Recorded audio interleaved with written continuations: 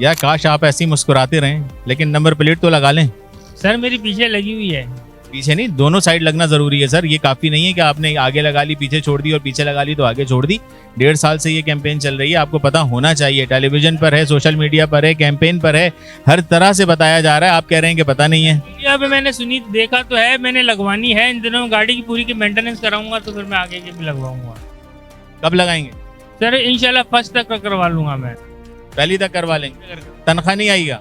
बिल्कुल यही बात है। 5,000 रुपए का चालान है, वो कर दें?